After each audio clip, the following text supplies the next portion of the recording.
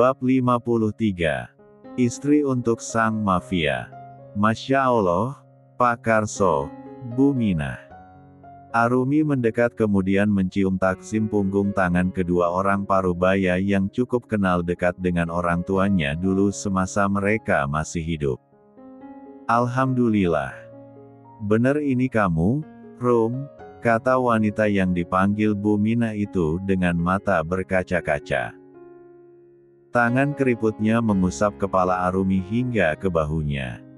Ibu pikir, kamu ndak akan balik lagi ke sini, ucapnya lagi dengan suara serak menahan tangis. Arumi pikir juga begitu, Bu. Akan tetapi ketentuan Allah tidak mampu Arum lawan apalagi menolaknya. Sehingga, takdirnya membawa Arumi kembali ke sini. Syukurlah, kalian berdua masih panjang umur, ucap Arumi lega, karena setidaknya orang-orang baik ini masih Allah jaga kesehatannya. Iku, sing bule sopo toh, nduk? Tanya perempuan parubaya itu dengan suara pelan. Suami, Arum, Bu. Perkenalkan namanya Mas Alif, jawab Arumi, mengenalkan Max dengan nama lain hasil karangannya secara dadakan. Membuat kening Max mengkerut seketika. Sejak kapan namanya berubah jadi aneh begitu? Arumi mengerling sebagai kode agar suaminya diam saja. Sementara Max langsung membulatkan matanya, tangannya memegangi dada yang tiba-tiba berdebar kencang karena terkena serangan baper sebab dikedipin istrinya. Arumi berani godain ya, Max. Giliran ditantang juga gemeter sendiri. Arumi menarik tangan suaminya, memberi isyarat pada Max agar mendekat dan memberi salam penghormatan pada orang yang lebih tua. Salim, Mas, bisik Arumi. Akan tetapi, Max mengerutkan alisnya sebagai tanda tanya. Cium tangannya, bisik Arumi lagi. Kedua orang parubaya di depan mereka saling pandang karena Arumi berbisik terus pada laki-laki tinggi besar yang dikenalkan sebagai suaminya. Max sedikit mengerti dan ia menurut. Mendekat kemudian meraih tangan kedua orang tua di depannya dengan cepat lalu sedikit menundukkan badannya untuk mencium taksim. Suami pintar, bisik Arumi lembut, memberikan pujian layaknya pada anak kecil. Karena baginya apa yang Max lakukan adalah hal besar. Pria itu sekarang sudah mau merendahkan dirinya di depan orang lain. Apa yang akan kamu lakukan, Nduk? Rumah itu tidak terurus. Bahkan banyak yang sudah rusak. Pak tidak memiliki biaya untuk merawat atau merenovasinya, kata pria parubaya yang bernama Pak Karso itu dengan raut wajah sesal. Tidak apa, Pak Karso. Tapi Arumi minta tolong, carikan orang yang bisa membersihkan dan merapikan sedikit rumah ini, sekarang juga bisa kan? Ucap Arumi penuh harap. Setidaknya malam ini mereka sudah punya tempat tinggal. Insya Allah. Nanti Pak carikan. Komplotan si Semar pasti ada di dekat irigasi, kata pria parubaya itu lagi dengan raut wajah berseri. Buk, ajak Nak Arumi dan suaminya serta gadis muda itu ke rumah kita dulu. Mereka pasti lelah karena datang dari kota yang jauh, titah Pak Karso pada istrinya. Bu Minah mengangguk patuh, kemudian menuntun Arumi dengan tangan kecilnya yang keriput. Namun, tangan itu masih kuat dan bertenaga untuk mencangkul tanah di kebun. Arumi sangat bersyukur. Masih ada orang baik yang dia kenal dan masih hidup di desa ini. Arumi pikir, sekian lama dia tinggalkan desa ini, orang-orang baik itu telah pergi. Semuanya seakan dipermudah oleh Allah. Arumi jadi lega dan tenang.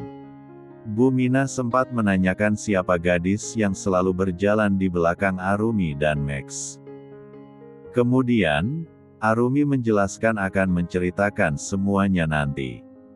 Bu Karso tidak mendesak lagi, wanita itu paham bahwa anak dari mendiang sahabat serta tetangganya itu butuh waktu untuk beristirahat dahulu.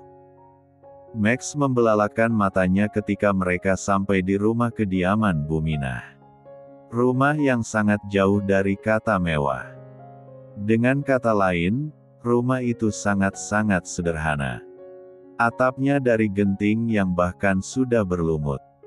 Alasnya masih tanah yang dialasi karpet usang. Terlihat sobek dan tambalan di sana-sini. Ini tempat tinggal manusia. Spontan Max berucap pelan di samping telinga istrinya. Mas. Arumi menoleh ke arah suaminya seraya meletakkan jati telunjuknya ke depan bibir. Max paham, dia langsung mengunci mulutnya yang julid itu. Wajar saja, Max selama ini tak tahu ada kehidupan lain selain kehidupannya.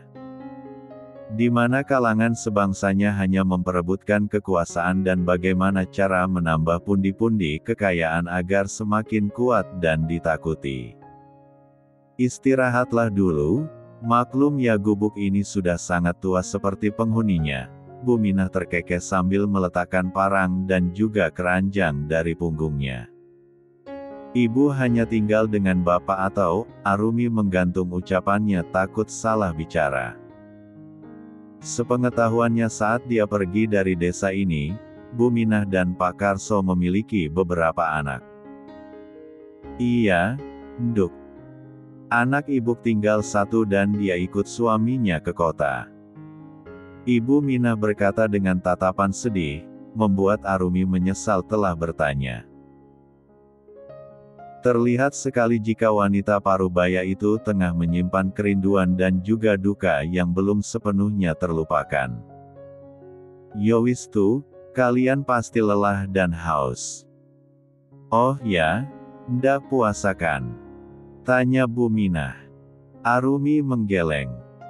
Dia tersenyum getir di balik cadarnya. Kami ndak puasa, Bu. Banyak yang terjadi yang membuat kami tidak sanggup melakukannya. Insya Allah, mulai besok kami bisa menjalankannya. Yowis, sebentar ibu ambilkan minum. Ndak usah, Bu.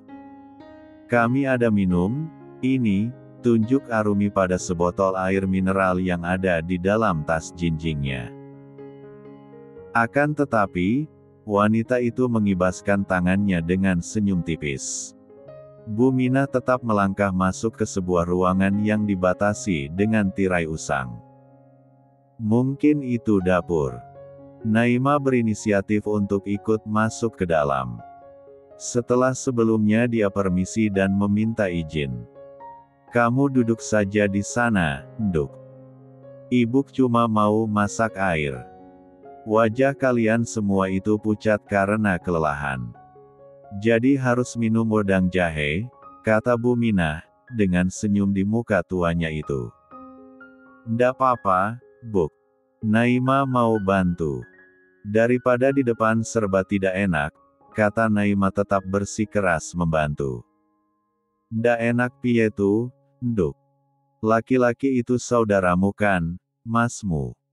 Cecar Bu Minah yang memang sempat penasaran apa hubungan Naima dengan keduanya. Maaf, Buk. Saya tidak mau lancang dengan menceritakan yang sebenarnya. Nanti biar Mbak Arumi saja yang menjelaskannya pada Ibu. Tapi yang jelas, saya ini bukan siapa-siapa dan tidak memiliki hubungan saudara dengan keduanya. Saya orang asing, makanya saya merasa tidak enak, jelas Naima. Bu Minah mengangguk paham. Dia mengerti bagaimana risihnya Naima di posisinya itu. Lalu, setelah ini kamu mau tinggal dengan mereka atau bagaimana? Tanya Bu Minah, sambil merebus air di atas tungku kayu. Ndak tahu, Buk. Naima bingung. Mau pulang ke kampung sendiri? Nai ndak punya muka jika ndak bawa uang banyak, curhatnya. Melepaskan gundah yang selama ini dia tahan sendirian di dalam dadanya. Karena Naima merasa segan untuk menceritakannya pada Arumi. Kapan rumahmu selesai dirapihkan? Kita takkan bermalam di tempat ini kan? Tanya Max dengan ekspresi penuh harap. Rasanya merinding jika dirinya harus tidur beralaskan karpet usang. Bab 54. Sabar ya, Mas. Setidaknya rumah itu bersih saja dulu agar dapat kita tempati, kata Arumi, sambil menepuk punggung tangan suaminya. Tentu dengan senyum yang ia sematkan demi menenangkan hati Max. Arumi paling paham bagaimana cara membuat suaminya merasa dihormati. Hal itulah yang menjadikan Max patuh dengan setiap ucapan yang keluar dari mulutnya. Tiba-tiba, Max bangun dari duduknya. Membuat Arumi heran dan langsung bertanya. Mas, mau kemana? Membantu membersihkan rumah itu. Lebih banyak tenaga makan akan lebih cepat pengerjaannya, sahut Max. Kamu masih lelah. Tunggu Bu Minah dulu. Beliau kan sedang membuatkan minum untuk kita. Arumi masih menahan lengan Max. Kau saja. Aku sudah tidak lelah. Max tetap bersikeras untuk pergi membantu. Lebih baik lelah sekarang tapi nanti malam dia tidur di tempat yang lebih layak dari gubuk ini. Pikirnya. Baiklah kalau begitu, Mas. Tapi kainnya. Max seketika melihat ke arah kain yang menutupi bagian bawah tubuhnya. Dia langsung merapikan dan menaikkan kain yang sedikit turun itu. Max sudah semakin pandai dan lihai dalam mengenakan benda tersebut. Tak lama, Bu Minah dan Naima keluar dengan 3 cangkir minuman serta pisang kukus dengan uap yang masih mengepul. Diminum dulu wedang jahenya. Agar tenaga kalian kembali pulih, kata Bu Minah ramah. Arumi meraih cangkir minuman tersebut kemudian mulai menyeruputnya pelan. Alhamdulillah. Enak, Mas. Cobalah. Arumi menatap suaminya dengan penuh harap. Berharap pria itu kembali duduk sebentar lagi. Iya, enak sekali. Saya belum pernah minum wedang jahe seenak ini. Bagaimana bisa, Buk? Tanya Naiman penasaran. Padahal tadi dia melihat proses pembuatannya tapi tak menyangka jika bisa senikmat ini rasanya. Ibu Minah memang sejak dulu paling jago bikin wedang. Kunyit asemnya juga enak, bikin penyakit apapun minggat, timpal Arumi ikut memuji Bu Minah. Sehingga wanita paruh-baya itu tersenyum simpul. Pantas saja, ibu dan bapak bisa sehat dan bugar di usia senjanya. Mungkin karena memiliki suplemen herbal alami yang dikonsumsi secara rutin dan juga makanan sehat yang minim pengawet dan bahan kimia, kata Naima dengan analisanya. Dan juga alam serta lingkungan yang jauh dari polusi, tambah Arumi. Kalian berdua benar sekali. Karena itulah ibu dan suami menolak keras ketika anak kami meminta ikut tinggal di kota. Bisa-bisa kami cepat mati karena tidak tahu harus berbuat apa. Sedangkan di sini, kami bisa ke sawah ataupun kebun. Banyak hal yang bisa kami berdua lakukan untuk mengisi waktu, jelas Bu Minah. Arumi meraih pisang rebus yang kata Bu Minah berasal dari kebunnya sendiri. Naima sudah mencobanya dan gadis itu terlihat suka. Arum menyodorkan 1 buah pisang pada Max. Pria itu dengan cepat langsung mendorong dengan telapak tangannya. Sebaiknya, aku pergi sekarang, kata Max. Arumi tak bisa menahannya lagi, dia pun mengiyakan izin dari suaminya itu. Bersyukur karena Max kini telah memiliki sedikit rasa empati dan simpati. Max menghampiri rumah peninggalan orang tua Arumi. Ternyata sudah ada beberapa orang yang sedang bekerja untuk membersihkan sampah serta rumput liar yang mengotori pekarangannya. Pak Karso membuka pintu rumah tersebut setelah mendapatkan kunci dari Arumi. Max langsung masuk ke dalam memeriksa setiap inci dari bagian bangunan tersebut. Gaya rumah klasik zaman dulu, bercampur dengan sentuhan Eropa. Tepatnya seni bangunan kolonial Belanda. Max mengedarkan pandangannya dan kembali bingung karena tak tahu harus mulai dari mana. Rumah ini cukup kotor dengan banyaknya sarang laba-laba di hampir setiap sudut rumah. Niatnya ingin membantu agar pengerjaannya cepat. Namun, dirinya hanya mematung kaku karena tak tahu harus memulai dari mana dulu. "Nak, boleh bantu Bapak angkat meja dan kursi lapuk ini keluar?" kata Pak Karso, yang mana langsung diangguki oleh Max. Dengan mudah dan cepat, Max menyelesaikan permintaan Pak Karso. Barang-barang yang sudah lapuk itu dia lemparkan ke pekarangan, membuat para pekerja yang lain terkejut.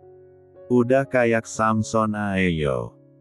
Dia panggul itu kursi panjang dan lemari kayu dengan sebelah tangan. "Meskipun sudah lapuk pasti tetap berat tuh," celetuk salah satu pekerja yang bernama Semar itu. Dia masih muda, pekerjaannya serabutan. Paling senang kalau ada tetangga yang pindahan atau hajatan. Karena itu merupakan ladang rejeki untuknya. Tangannya banyak tato. "Apakah orang kota itu semua koyo ngono kui?" tanya partner kerja Semar, pemuda seumuran dirinya. "Dari tampangnya sih kayak artis ya. Guanteng." Semar menimpali lagi sambil mengayunkan parang untuk menebas rumput liar. Sementara pekerja yang lain merapihkan bagian dalam. Pak Karso datang menghampiri, mengingatkan Semar dan kawannya agar tidak menggibahi tuan rumah. Pak Karso juga meminta agar pekerjaan rampung sebelum waktu berbuka puasa. Karena itulah Pak Karso menambah tenaga. Ketika ada pemuda yang lewat dan bertanya, mereka girang karena dapat pekerjaan sampingan. Arumi menengok rumahnya. Dan ia tersenyum melihat peluh membasahi pelipis hingga punggung suaminya. Kasihan, Max bahkan bekerja dengan baju koko dan kain sarung. Bahkan, luka pada perutnya tidak dirasa. Arumi yang khawatir lantas mendekatinya. "Istirahatlah. Ingat, keadaan Mas belum pulih benar," ucap Arumi perhatian. Bahkan ia mengusapkan telapak tangannya untuk menyeka keringat di kening suaminya. "Ini tidak seberapa. Lagi pula, tidak ada masalah dengan lukanya. Aku hanya perlu pakaian ganti saja," pinta Max penuh harap. Arumi tersenyum getir. Ketika di kota dia melupakan sesuatu. Nampaknya, Arumi harus bergegas ke pasar untuk membeli pakaian ganti bagi suaminya itu. Tak ada waktu lagi. Tak mungkin menunggu besok. Naima dan dirinya juga butuh hal yang sama. Masih ada 1 jam lagi sebelum tiba waktunya berbuka puasa. Arum akan bergegas ke pasar dengan Naima. Setelah mendapatkan izin dari suaminya, Arumi pergi. Pak Karso mencarikan becak yang bisa mengantarkan putri dari tetangganya dulu itu. Sebelumnya, Arumi menitipkan beberapa lembar uang pada Max, sebagai upah bagi para pekerja yang membersihkan rumahnya. "Terima kasih atas bantuannya ya, Pak." Arumi naik becak ke pasar dengan Naima. Gadis muda itu terlihat senang. Apalagi pemandangan di desa tersebut sangatlah asri dan indah. "Tuan, pasti betah tinggal di sini," ucap Naima. Arumi tersenyum di balik nigopnya. Ia mengamini ucapan gadis itu penuh harap. Setidaknya, Hanya desa ini tempat yang aman bagi mereka. Terutama bagi Max. Suaminya itu juga bisa memperdalam agama di sini. Banyak ulama di desa ini yang bisa menuntun langkah suaminya dalam hijrah. Mereka sampai di pasar yang letaknya tidak terlalu jauh dari tempat tinggal Arumi. Dengan cekat dan gesit, Arumi membeli segala hal yang ia butuhkan. Banyaknya barang bawaan membuat Arumi menyewa 2 buah becak. Arumi sampai di rumah tepat dengan azan yang berkumandang dari surau. Pada saat itu di dalam rumah, dia menemukan Max tengah membungkuk memegangi perutnya. Astagfirullah, Mas. Di tempat lain. Tuaan. Oh, Dev. Kau akhirnya kembali. N memeluk pria yang selama berapa pekan ini koma. Bab 55. N begitu senang hingga air matanya mengalir dengan deras menuruni kedua pipinya yang pucat. Di mana Tuan, Max? N, jawab aku apa yang terjadi. Cecar Dev dikala dirinya melihat N hanya tergugu. Belum pernah dirinya melihat N seperti itu. Dia adalah wanita yang kuat setahu Dev.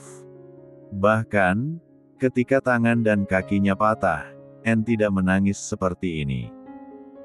N tiba tersentak dan berhenti dari tangisnya. Dia menatap kosong ke arah Dev. Semua sudah habis. Semua rata dengan tanah. Mereka semua mati, termasuk Max. N berkata dengan raut wajah datar dan tatapan yang kosong.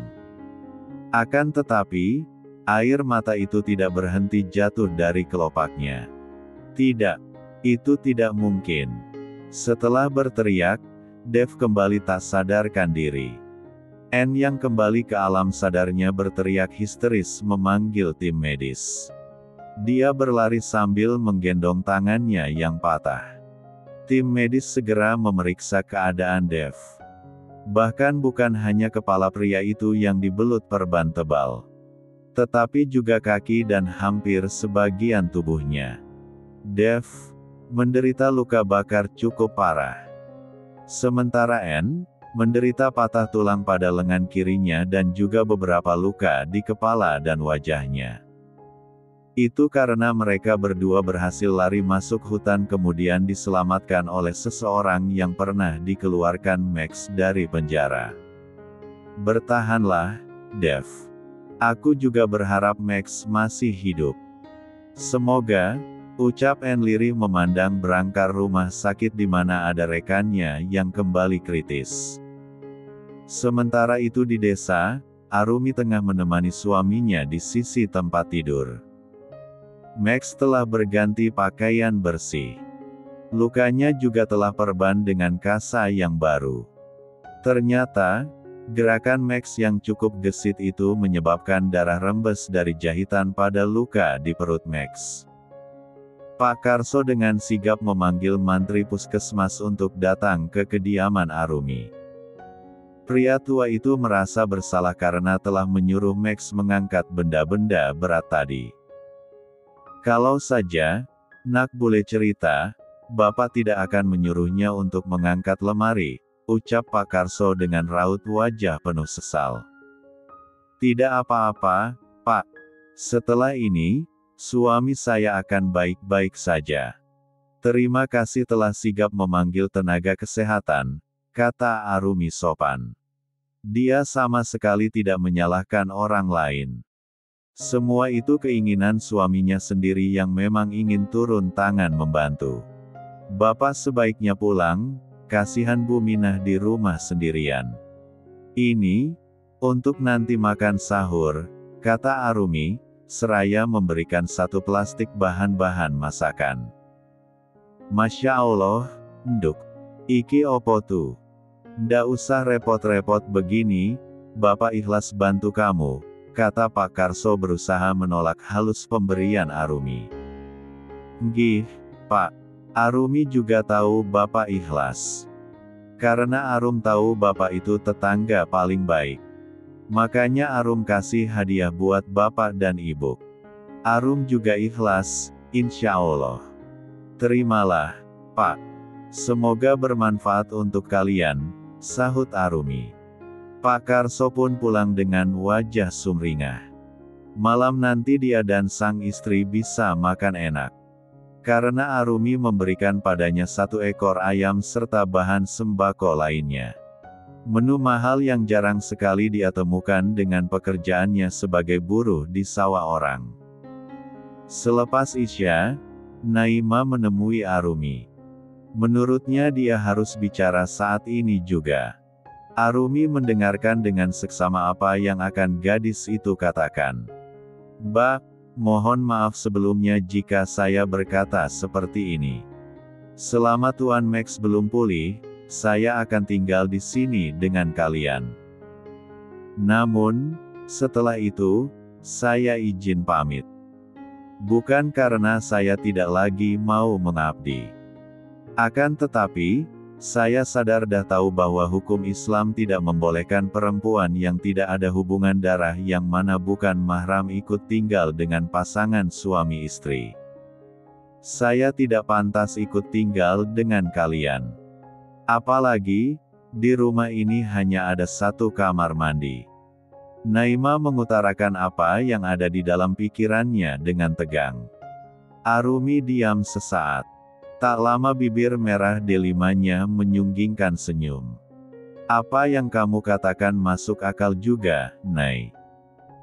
Tapi, semua ini kan darurat. Selagi tidak ada tempat tinggal lain untukmu. Atau, kau sudah memutuskan untuk kembali ke desamu. Telisik Arumi. Nay tidak akan pernah kembali ke desa sebelum memiliki uang banyak, Mbak. Percuma, Nay pasti akan diusir karena tidak berguna.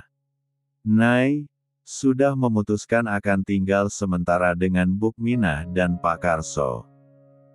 Mereka setuju dan cukup senang dengan keputusan ini. Jelas Naima yang mana membuat kedua mata Arumi membulat sempurna. Kamu serius, ingin tinggal dengan mereka, Nay? Nay serius, Mbak. Nay lebih baik hidup sederhana seperti itu. Ketimbang kembali pada keluarga yang hanya menginginkan uang dan juga tenagaku. Nay juga akan membantu Bukminah di kebun. Pergilah, Nay. Hiduplah di tempat yang kau inginkan. Di tempat yang menerima kehadiranmu dengan binar bahagia. Tidak perlu memikirkan keadaan kami. Aku dan suamiku akan baik-baik saja selama kami bersama, kata Arumi. Wanita itu bangun dari duduknya kemudian berjalan ke kamar. Naima menunduk sedih.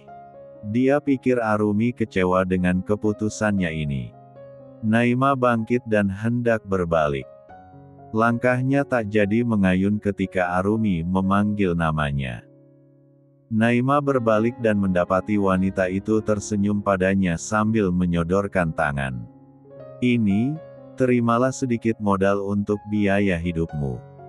Maaf, aku dan Max tidak bisa memberikan pesangon. Tolong ridhoi kami, kata Arumi dengan mata yang berkaca-kaca. Ya Allah, Mbak. Nay tidak perlu ini. Nay bisa hidup dengan sederhana. Nay juga akan langsung kerja agar dapat upah. Peganglah, Mbak. Kalian lebih membutuhkan ini ketimbang, Nay. Ingat, Tuan masih membutuhkan pengobatan hingga pulih, tolak Naima halus. Namun, Arumi tetap memaksa gadis itu agar membuka telapak tangannya. Terima, atau aku akan marah padamu. Ancam Arumi. Hingga akhirnya mau tak mau Naima ambil juga lipatan uang tersebut. Mbak, tidak apa-apa, jika Nay perginya besok ajakan. Malam ini, Nay mau menginap di sini. Istirahatlah, Nay. Aku dan suamiku tidak pernah menolak kehadiranmu. Arumi meninggalkan Naima setelah dia mengatakan kalimat terakhirnya. kembali ke kamar untuk menemani suaminya yang telah tertidur setelah makan malam. Arumi ingin meluruskan pinggangnya. Sekujur tubuhnya juga sangat lelah. Dia berharap tidak bangun kesiangan untuk maska sahur nanti. Hari ini pagi pertama di desa. Awal hari yang baik untuk Max dan Arumi. Selepas subuh, Naima pamit pergi. Dia akan membantu Bu Minah mengurus ladang bawang seorang juragan. Lumayan, upahnya 50.000 setengah hari kerja. Sementara, Arumi menengok persediaan sisa uangnya. Masih ada sekian juta, dan dia harus memikirkan bagaimana menyiapkan kelanjutan hidup dia dan Max dengan uang itu. Arumi menemui Max untuk mengatakan rencananya yang akan berjualan saja di depan rumah mereka. Dulu, sang ibu semasa hidupnya membuka lapak jualan sego pecel. Bukankah suami yang harus bekerja untuk menafkahi keluarganya? Pertanyaan Max barusan sontak membuat Arumi membulatkan matanya. Mas tahu dari mana?